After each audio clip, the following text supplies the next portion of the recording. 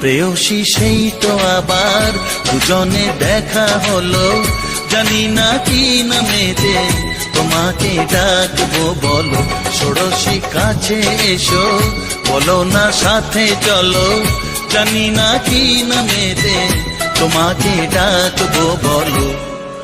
চোখের তারায় কি জাদু, মুখের হাসি কি মধু, এমন আগুন আগে তো দেখিনি।